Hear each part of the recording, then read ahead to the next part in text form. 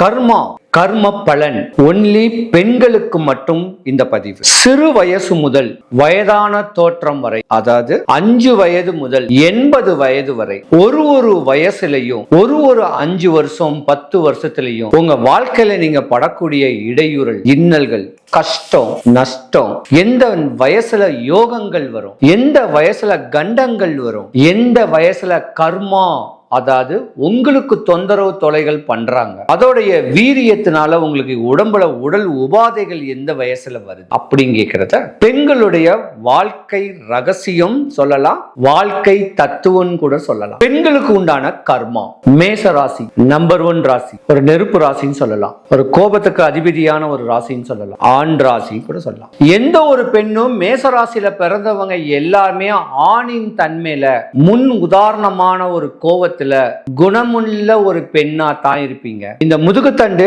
ஆணுக்குடைய முதுகுத்தண்டு, தைரியம் அதிகமா இருக்கும். எந்த நோய் வந்தா கூட ஃபேஸ் பண்ணுவீங்க. வம்பு தும்பு வழக்கு வந்தா கூட வந்து பாருன்னு சொல்லக்கூடிய தருணம் உடையவங்க. இப்படியாம்பட்ட ஒரு ராசி தான் இந்த மேசராசி.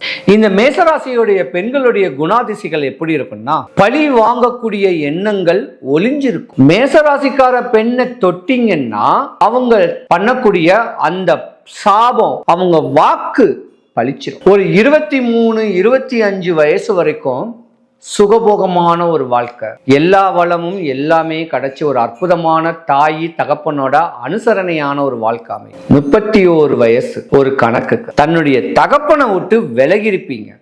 இல்லைன்னா தகப்பனுக்கு துர்மரணங்கள் ஏற்படக்கூடிய வாய்ப்பு கொஞ்சம் நிறையவே இருக்கு. அதுக்கு இடையில கல்யாணம் ஆகி அந்த கல்யாணமான குழந்தைகள் மேல ஒரு தனிப்பட்ட கவனமும், கணவர் மேல ஒரு தனிப்பட்ட கவனமும் செலுத்திருப்பீங்க.